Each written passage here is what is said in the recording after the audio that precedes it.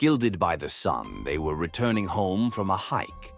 Tihocan looked around and took in the sight of their small band, his body and mind realizing what a long and glorious journey they had made. He, on horseback, was the only one who stood out from the rest. He had never been able to overcome his brother's deep dislike of machinery. Qualopec, who walked at his right hand, towered 3 palms above him. His car, like Tzalpok's, was decorated with asymmetrical patterns and ribbons, and was lighter and smaller than the warriors' cars. The great priest's machine was powered by the power given to him by the moon, Qualopec's machine by his sigil, fixed in a bone plate against his chest. Meeting Quiet's gaze, he smiled. 30 of the best warriors, divided into groups of 3, followed. Their machines bore little resemblance to the one Qualopec had made first. They were more maneuverable, rougher, but also more durable. Each could be moved by the strength of 1, 2, or 3 strong men. There was no need for quick movement now, and there was only one working in each of the bone cages, waiting for a fellow to come to replace him. The other 2, however, were watching the road, keeping their hands on their self-shooters. The self-shooters, too, were Qualopec's brainchild. Heavy and slow at first, they pierced wrought leather worse than spears and throwers. But a few years of work had turned the crude mechanism into a marvel worthy of the pride of the sun. And his, Tihocan's, pride even more so. What 100 warriors couldn't handle before, barely half of that number could do. Not only were they becoming stronger and more agile, they were inspiring terror in their enemies and awe in their allies. The self-propelled machines of Qualopec, tall, formidable, and indestructible, made those who came out to fight against them bow before the power of the sun and kings, and many did not raise their spears, but bowed their heads. Atlantis grew wide, joyfully, like a mother to a lost child, welcoming new inhabitants, warriors, farmers, engineers. Qualopec breathed this blossoming, and Tihocan breathed his brother's happiness. Smoke. A fighter could always distinguish the smell of a campfire from the smell of burning walls and mats, the sweet smoke of boiling deer blood on a spit from the fires of a battlefield. The smoke that crept into Tihocanu's nostrils was unsettling. Without fully realizing what he was doing, he sent the horse forward along the road. It didn't take long before his brother's striding car caught up with him. "Can you feel it?" he said tensely. Qualopec only nodded, face dark and wary. The first sounds of hooves pounding the dust made him raise his chin and widen his eyes. The horse under the great Thanish saddle wheezed and foamed. When the rider brought her to a halt, she stumbled and nearly collapsed to the ground, and nearly lost his balance himself. For the first time in the endless years Tihocan had seen him, he was clad only in a short cape and pants, and his exposed torso glistened with sweat and blood. "Abomination!" he roared, glaring at his kings with a burning gaze. "It has devoured us from within, and your sister is its source." "What?" Qualopec staggered back, up in his stirrups, unmoving. "What are you saying?" "The city's on fire," Thanesh said separately, clinging to the horse's mane. Only now did Tihocan notice the deep wound made by someone's claws across his back. "Your sister has lit the fires, and the city burns at her command." The years rushed back, one replacing the other on Qualopec's face, and his face became that of a young man standing before his people for the first time to decide their fate. The fear and pain of misunderstanding on it was genuine and fresh, the kind that only those who do not know what treachery is. Tihocan knew. "Sit behind me," he growled, leading the horse to his brother's car. She, strong and agile, was too slow. Even Thanesh's hunted horse would have overtaken her on the way to the city. Tihocan had a fresh, powerful horse that could easily take down 2 men. "Get on!" Qualopec jerked as if he'd been hit between the shoulder blades. He slid from his saddle, picked up his sigil, slipped it over his head as he went, slid into Tehokan's saddle, and clung to him as if he were the only support in the world. "This is why I never leave my horses," Tehokan exhaled, clutching the protector of peace tighter and feeling the ground shake beneath his feet and Qualopec's chest against his back. The first creature roared towards them from the skies as they passed the outskirts. For Tehokan, his body reacted. He whipped up the protector of rest before he realized what he was defending against, and the tip went straight into the creature's chest. With a shrill shriek, it jerked at the shaft, showering them with bloody spray, the stench of its jaws and the powerful wind from its wings, once more. The horse reeled. They tumbled dangerously sideways, and Tehokan threw himself out of the saddle with a desperate jerk, keeping his spear in place, jolting the horse and its remaining rider back to balance. On the ground, he flew backwards and used this to hurl his heavy opponent on the shaft over his head, so that the force of the throw would send him tumbling to his feet himself. As soon as the ground met his newfound footing, Tehokan pulled the tip of the Serenity Saver with a spin, tearing through the alien's flesh. The creature twitched, screaming in his ears, and fell silent. Only then did he allow himself to see it. Scarlet and dirty yellow with muscle and sinew, stripped of even a shred of skin, too bright on the dusty ground. It lay on its back before him with its ribcage ripped open. Her wings, webbed like a bat's, were more than 2 times his height. Without them, the creature would have barely reached his chest. Its small head, with its ravenous fanged mouth, bereft of any resemblance to a human face, was deeply set in a powerful shoulder girdle that extended wide and tight into the rib cage. A pair of stout, clawed arms outstripping the length of the hideously short body, narrow pelvic bones with paw legs, weak and crooked, with knees turned back out, exactly beast-like. "She did it," Qualopec breathed heavily, gripping the reins. "She did." "Yes," Tehokan replied shortly, hoisting himself into the saddle in front of his brother. The outskirts were quiet and deserted. The city, however, met them with lights and red, sticky sand beneath their hooves. Bodies, equal parts creature and human, stretched out on it, screams and smoke that muffled them. They were too late. The battle had already passed, rolling bloody rubble through the streets and alleys, leaving behind metal on their tongues. Qualopec was trembling. Tehokan heard a faint whisper behind him, but there was no time to hear it. He clutched the horse's flanks with his knees and thought that even the most dangerous and invincible beast could have a soft gut. That their strength was worthless now, that walls and spears aimed away could not keep them from being struck from within. But he also knew that as long as his hand could slash, he would not give up. 3 new creatures cut them off from the palace square. They were wingless, with fox-like bodies and heads, and the build of a man of stature, and they looked like the spawn of mad dreams, the same freshened, fanged, hollow rage in their yellow animal eyes. They came slowly, loping along, stepping lightly on their short front paws and bearing the full weight of their bodies on their powerful, long hind paws. Tehokan shifted away from the horse's back, never taking his eyes off his newfound foes. Noticing the way Qualopec's palm went to the hilt of the battle lash. "You will not fight," he ordered his brother softly. "Not while I live."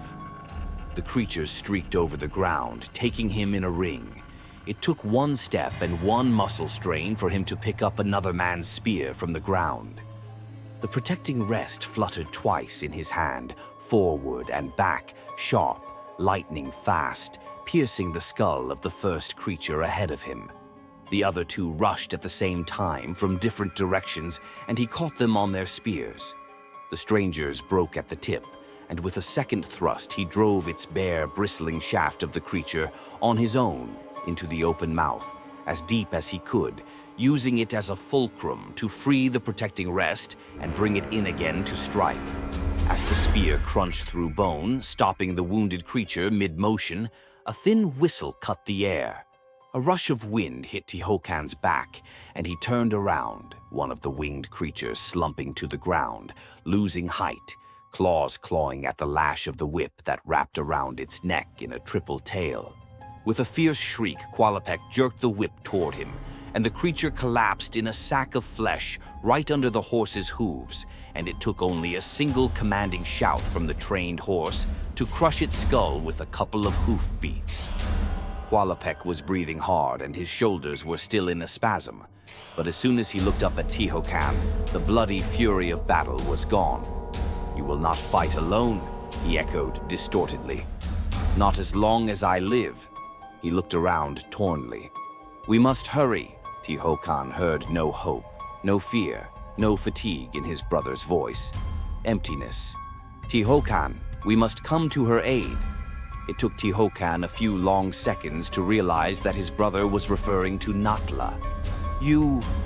Qualopec shook his hair impatiently, holding out his palm. "Come on, get in the saddle," he snapped to a shout without waiting for a response, finally letting life into his features. "Brother, she is not a warrior. She let those things out, but she couldn't stop them.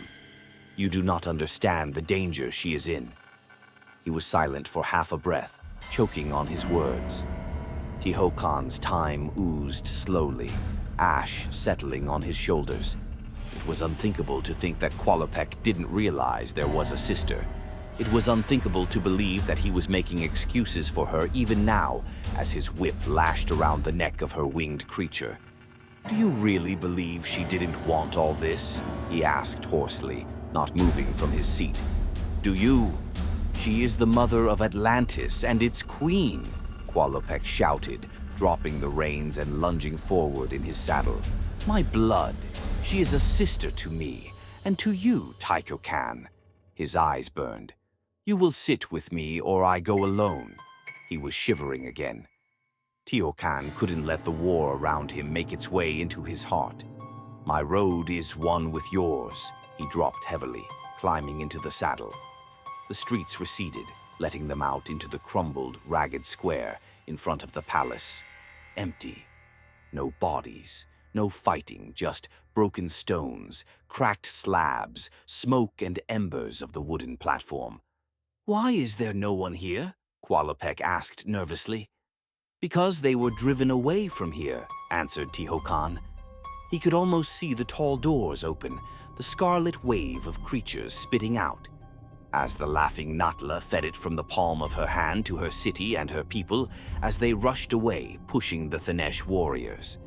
Away into the depths of the streets, a lightning strike to smash there, to separate the enemy, to give the battle its own terms, until help arrived. Natla knew their strength and their weakness, he thought bitterly. A great queen from whom no brother or warlords had secrets. There was a jagged clatter of hooves at his back, and Tihocan turned his horse around, raising his spear. Excessive caution, Thanesh burst into the square. The price he had finally paid for catching up with them was paid this very hour. His horse, reeling and panting, stumbled on the flat ground, fell to the ground, nearly crushing his rider, and froze with a pile of foam-covered muscle, shuddering for the last time. "She is in the Hall of the Sun," Thanesh said hoarsely, rising to his feet. Qualopec slid to the ground to support him, and Tihocan's gut twisted involuntarily when the invincible great warrior didn't even try to pull away. "Go, I need a horse." "He's yours." Tihocan handed him the reins and dismounted, his free hand clutching the Guardian of Peace until his joints ached, preventing himself from tumbling off the edge of impassivity into the abyss of doom and dangerous, shameful fear. Threw it over his shoulder. "Hurry." It was a waste to rush Qualopec. He was 2 steps ahead, agitated, gray. "Where is father?" came from his lips, almost unaccountable. "Where is everyone?" There was no answer Tihocan could give. The hall was a shambles. The walls, with their perfect mosaic pattern, were scratched out. Part of the ceiling was missing, and the gaping rift was filled with distant sounds from beyond. Dust and metallic odor lingered in the air, and a disturbing silence hung over them, broken only by the rustle of tattered footsteps on the broken slabs. Creatures the color of raw meat stole along the walls, slowly taking them in an uneven ring. Tihocan raised the Protector of Rest, tasting the sharpness of the glove's blades with the pads of his fingers. He would have to strike quickly and aptly, and make use of every second. Even those when the spearhead would be in someone else's flesh could not be missed. The Qualopec beside him swung his brush smoothly, releasing the braided sting of his whip from his belt straps. "Don't do that," a woman's voice called softly, and her owner stepped out of the shadows to meet them.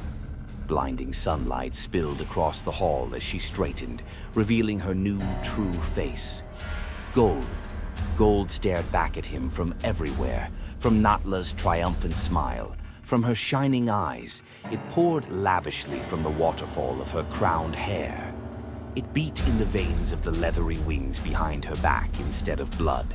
Along with the blood, along with the color it chose from her white skin, from the eyes that had faded to the colors of the empty sky.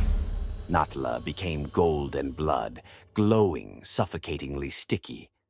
"My sister," Qualopec exhaled, recognizing and not recognizing. "What has happened? What was meant to happen?" Natla replied sing-songly, step by step closing the distance between them.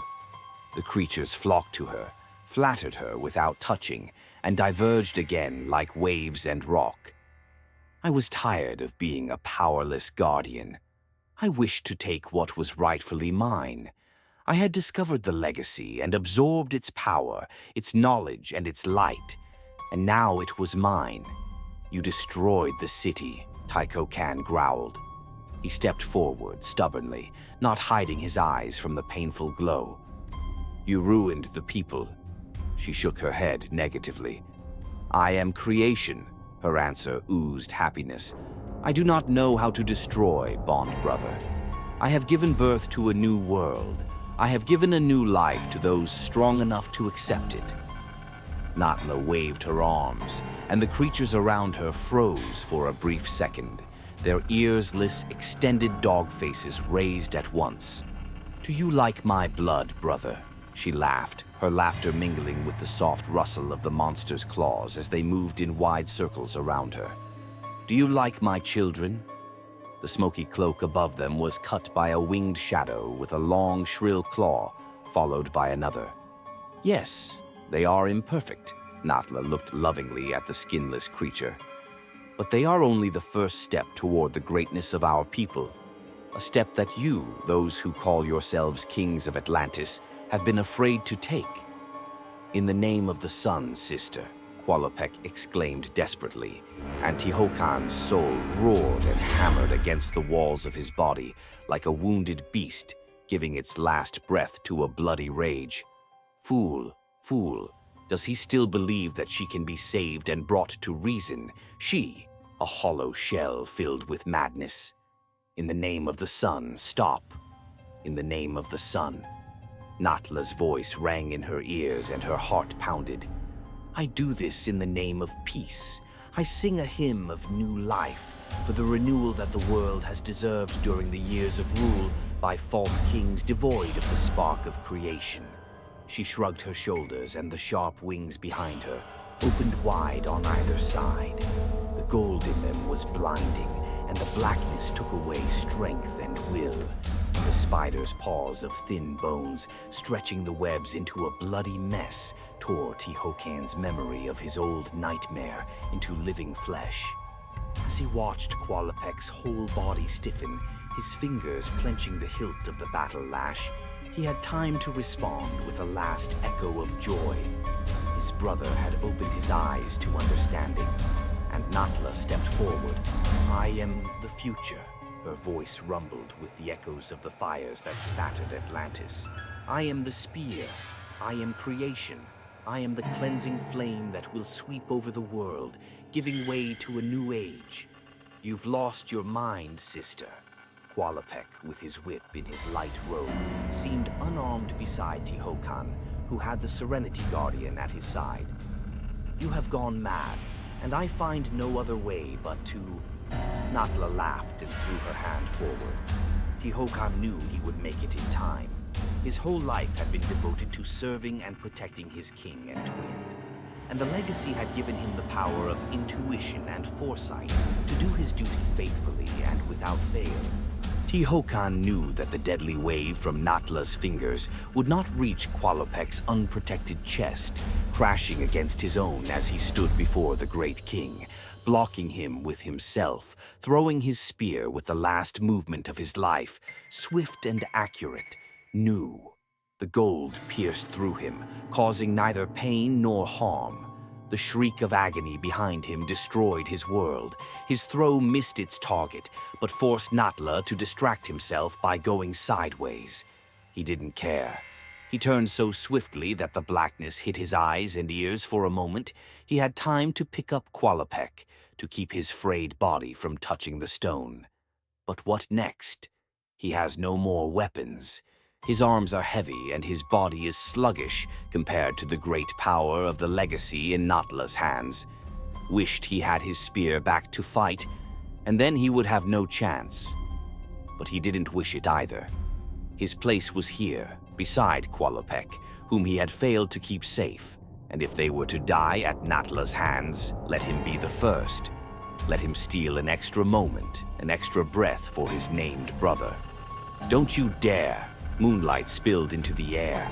Tihocan, wolfishly hovering over Qualopec, whom he had never let go of his hands, raised his head and saw the staff rise in the priest's palm in a single unified movement, outlining a wide, glittering arc. The gold of Natla's blow splattered across that arc, spattered fiercely, disappeared into the dust and stone debris that covered the floor, taking with it the cries of the dying, skinless creatures. Zalpox swung his staff again, and the priestess girl who had entered the hall with him subtly chanted a chain spell. The blow knocked Natla off her feet, sideways across the mosaic floor. She jumped up, but her face reflected anger and fear instead of its former triumph, and on the third stroke of her staff, the broad wings behind her flapped once, then again, whistling through the dust. Hesitantly and clumsily, Natla rose into the air, becoming on the wing for the first time, rushed upwards, away from the palace, and all was quiet. The fight was over. Good, Zalpox said tiredly. Good. The light faded, and it was clear that the silver in the priest's hair was not a reflection of the power that had just surged. Zalpox, whose thick black strands retained their color despite his advanced age, had turned completely gray in an instant. Tihocan sank to his knees, cradling his brother in his arms. I have lost him, his tongue wanted to say. I did not fulfill the promise I made to you. But he couldn't. The pain was too great. I have dishonored myself. His voice failed him, and he, the king of Atlantis, an adult and experienced warrior, barely managed to hold back tears of anger. I have not done my duty, so fulfill it now. Zalpox's very eyes seemed to have turned gray, but their gaze was young and hard. Keep your oath. Do not let my son die while your own heart beats. He released the wrist of the priestess supporting him, leaned heavily on his staff and nudged her back. Go. I am weak, but your youth can save him. And you, he looked at Tihocan. Obey her every word as you would obey your brother and lord. Tihocan bowed over his brother and rose with him from the stone slabs. No one knows how your life will turn out. Could the gods have known how their choice would turn out? Could they have anticipated that the one they chose would betray her lineage, her destiny, her blood? Could they have hoped for this from the beginning? Perhaps their world is destined to fall. Perhaps the sun must burn them to the ground under the watchful gaze of the merciless sky, under the ringing of the moon's bells. The gold of his robes absorbed the scarlet and cut his eyes. He may be wounded. A web of bloody threads entangled Qualopec's chest, shoulders, and arms, dark scarlet against his graying, swarthy skin. His head was thrown back, and only the shadow of a spasm that clutched his neck with every sudden movement of Tihocan let him know that his heart was still beating and that life had not left his body. Might lose the strength to stand firm on the ground. Tehocan fervently wished he could walk gently without hurting his brother, but he could only run, following the moon-eyed priestess through the crumbled crumbs of the walls, past the flames, hearing no sound but his own hoarse breathing. The ground beneath his feet seemed the most alive in all the world, bobbing under the weak rider's back or sagging with the body of his mistress in his hot hands. Might stumble.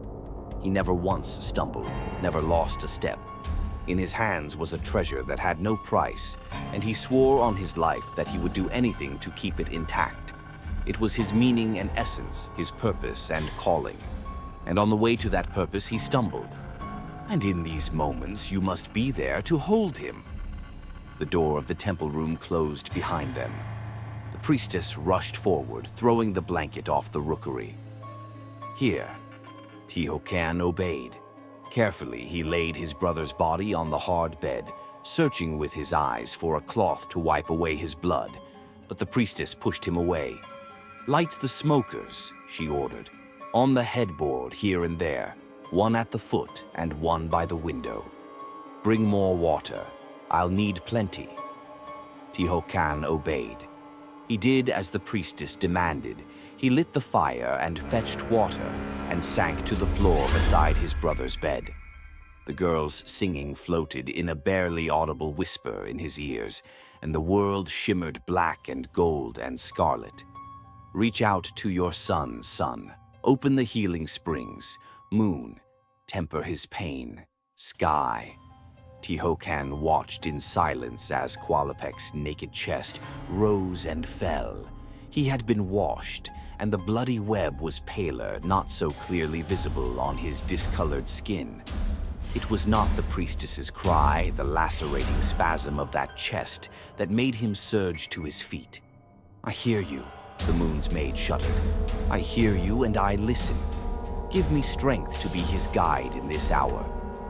He did not know whether the hoarse-voiced priestess with her face contorted with pain, the air melting around her, or his brother's frozen, stony body was more frightening to his gaze. "Do something," he demanded, rushing to the servant, clutching her shoulders and shaking her as hard as he could. "I can't," she moaned. Her eyes rolled back. "The Grand Priest didn't teach me." Tehocan didn't realize what he was doing. His fingers closed around the girl's throat, his face contorted with madness. "Save him," he growled. The priestess's lips were still moving, but she could no longer speak. Her hand twitched weakly in Tehocan's grip, and he hastily unclenched his palm.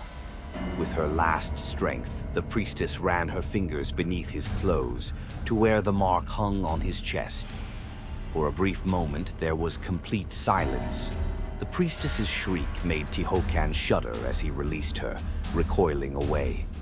The sigil of Qualopec flared and flared with light, emanating a tangle of glowing, corporeal ribbons that entangled his and the priestess's bodies and lifted them into the air, pulsing the very life from the legacy into them.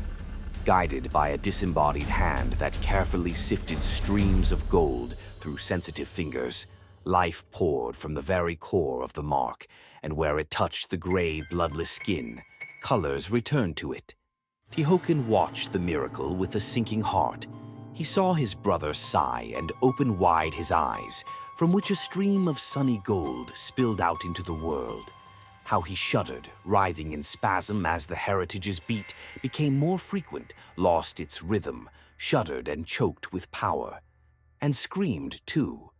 With a single swing, Qualopec tore the bands that held him, tossed the priestess away. She herself had stopped screaming, only moaned softly, and swept through the air toward Tehocan, closing his hot bronze palms around his throat. "Vengeance!" The voice rattled in Tehocan's ears along with the sound of his own blood, and he didn't know which hurt more. Retribution. The light disappeared, and the sound of falling was the last thing Tehocan could hear. He walks towards the sun, before his brother, as it was meant to be.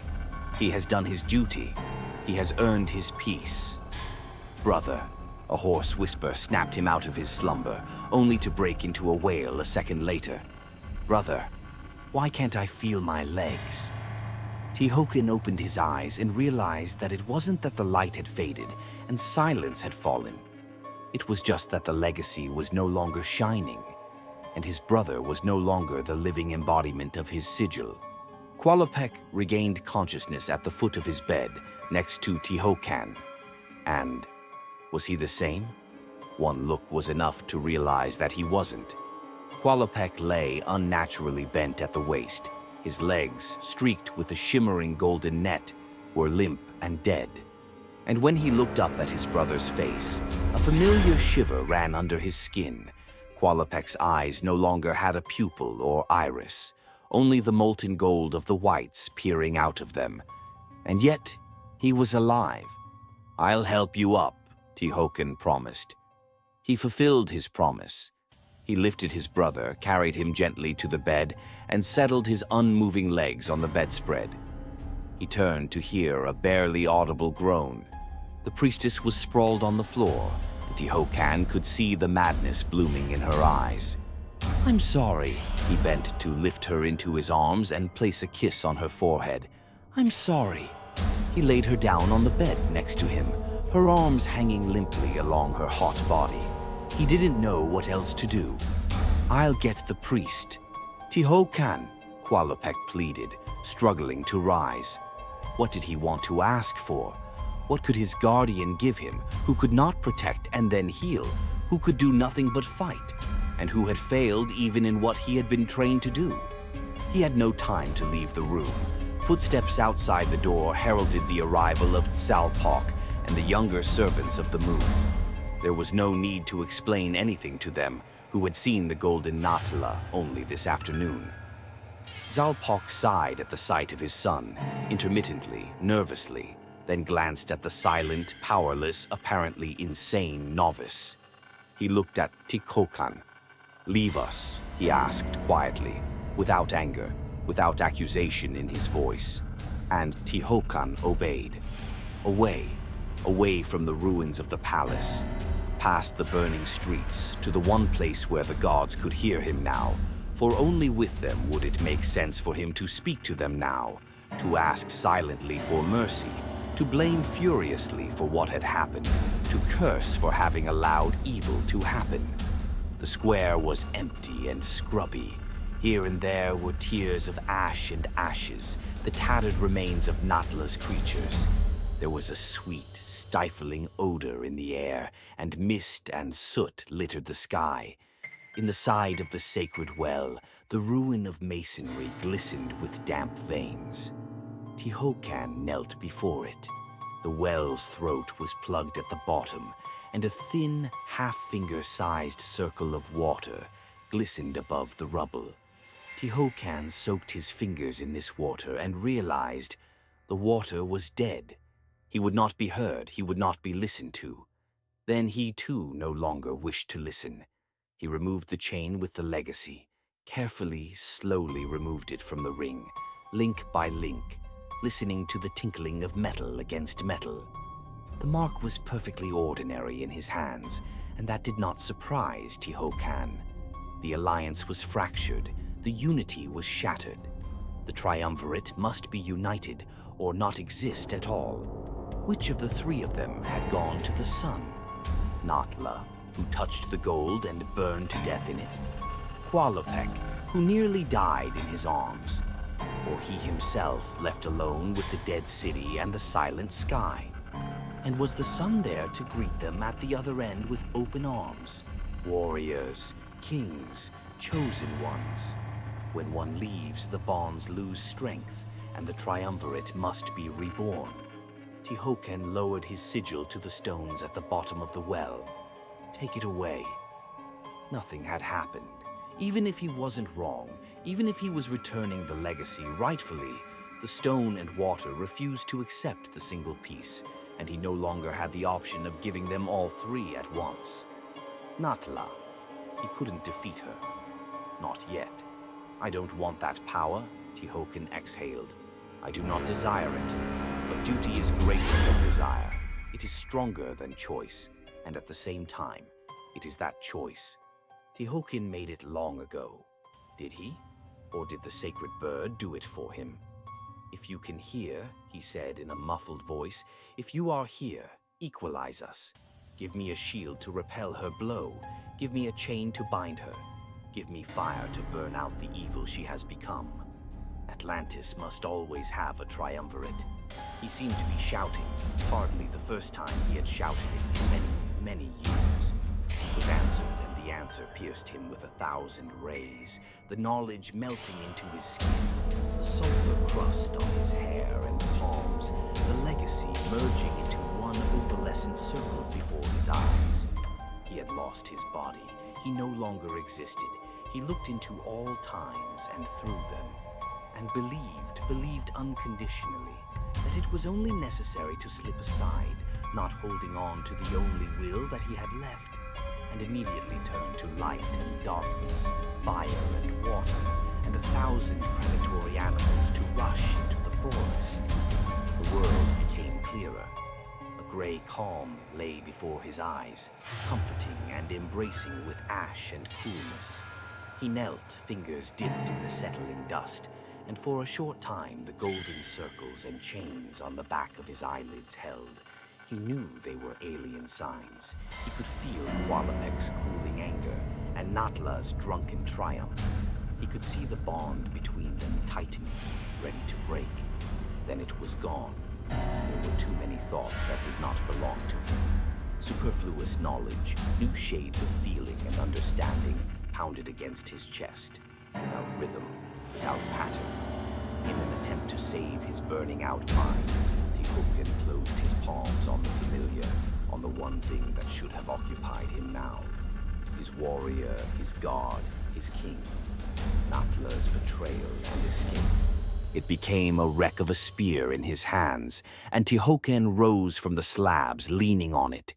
He tossed it aside, useless, feeling mangled, scarred, but human, more human than he had ever been in his life. Inwardly, screaming silently, cursing all those who had allowed the betrayal to take place, he looked up and looked around the square.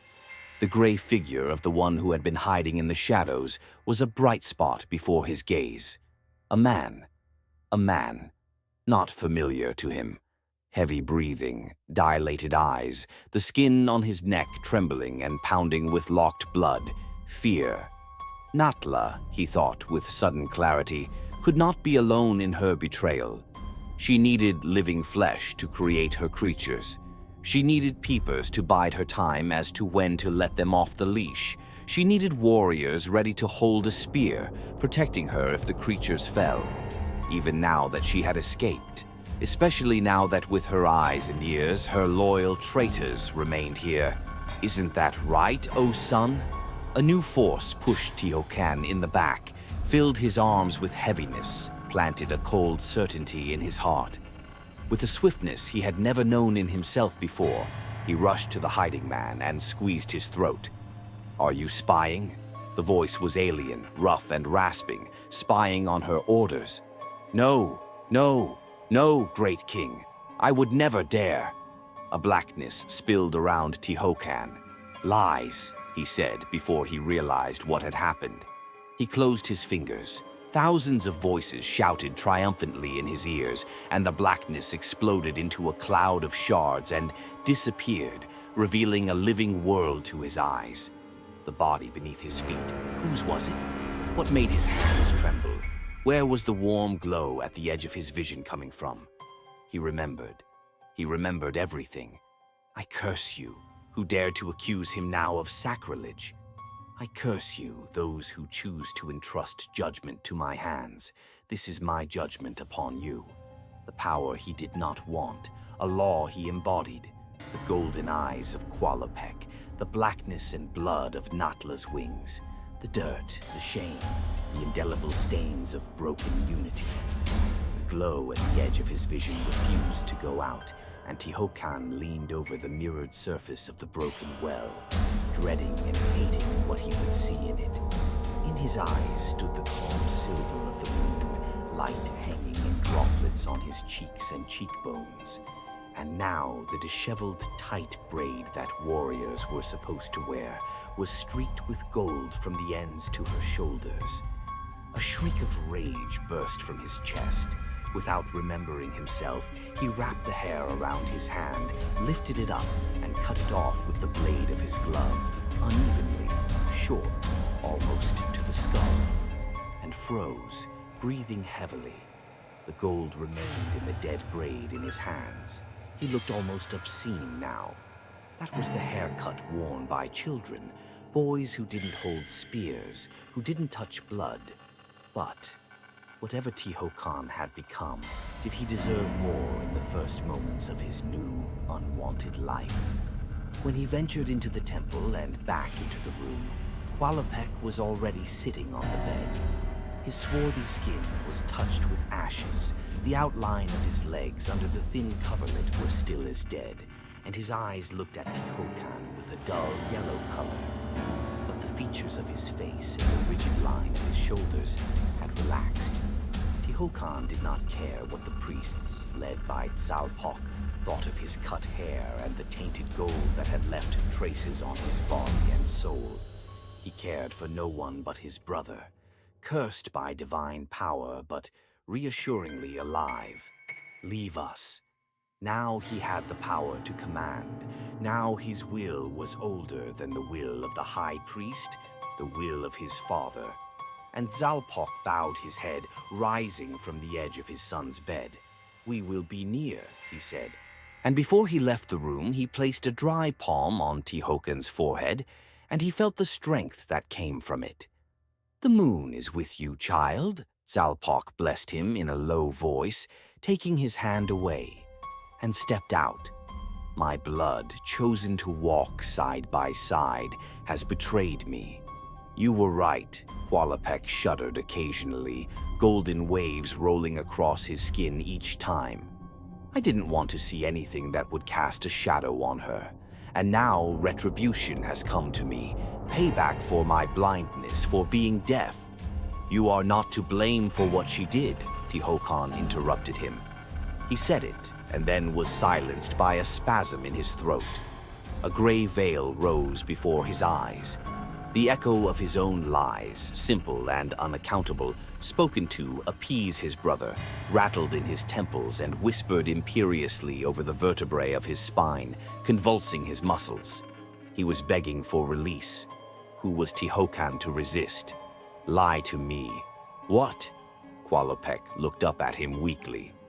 "Lie to me," Tehokan repeated, feeling the growing strength beating demandingly against the walls of his soul. "Tell me the ugliest lie you can." The power crept into his body in smoke, seeping into crevices and pooling beneath his skin, and Tehokan never took his eyes off his brother. Qualopec met them with his own. "I hate you." Too late, Tehokan realized the danger he had brought upon his king and friend, and when he did, it was too late. "Lies," a voice struck from inside his head like soundless thunder from the sky, and the world around him was gone. Only an impenetrable darkness through which he, the blind man, stretches out his hand so that he whose tongue is touched by the words of untruth may be punished, for the law itself commands it. The law leads him. The law nourishes him with strength. The law seeks out lies and stops them. The spear of his confidence shattered into fragile splinters against the shield someone had placed. For the second time in a day, Tehokan felt a pain that had never been known before, unimaginable to the human body. It crumpled his chest, crushed his joints, shattered his knees. And through the darkness, the only sound that touched him was Qualopec's voice, soft, calm. "I lied, brother. There is no man under the sun I care for more than you." And Tehokan cried out, seeing for the first time in his life with his imperfect human eyes what the breath of truth looked like, and unable to bear it. He came to his senses after an interminably long time, though in truth only a few dozen heartbeats had passed, kneeling beside Qualopec's bed, his wrists clenched in his wiry hands, the golden glow leaving his eyes. "I'm sorry, brother, Tihocan breathed out when he was able to regain control of himself. Law is harsh. Qualopec's voice was a gnashing wheeze, the echoes of retribution rising in time to confront his law. Do not blame yourself, brother. You could not have known. Qualopec unclenched his hands and let his palms fall to the bedspread. I could have. Tihocan rose, his face stony. And I knew. And I almost killed you out of my own feeble-mindedness. Then I had to. I couldn't bear the heavy gaze of Qualopec's gold-blind eyes. As if sensing it, he closed his eyelids and fell back against the cushions. Tihocan wanted to touch him, to shake him, to bring him back to life and drive away the twisted power that had settled in him. You must go, Qualopec said softly. My place is with you. Qualopec opened his eyes. Your place, great king, he said, his words turning the weight of cold stones, is with your people. You are now the only one who can rebuild what has been destroyed and hold what has endured. And bury what could not stand, the unspoken words hung in the air. You will be my eyes, my hands, and my voice, Qualopec did not ask. Even if I had anyone else to ask but you, I would not. I will not leave you alone, Tihocan objected. Qualopec laughed, and this new laugh, hoarse and metallic, held the echoes of the old one somewhere in his heart. My brother, he said sadly, there is no power now that can harm the embodied vengeance of heaven. Tihocan clenched the fingers that had gone numb since their clash. He was right. Go, Qualopec said, but come back. I will, Tihocan promised. He was intercepted at the broken doors of the temple by one of his warriors in clothes dark with foreign blood. He bent down, holding something out to him. A spear, great king. Tihocan accepted the protector of rest with his right palm. The shaft was as dry and light as before.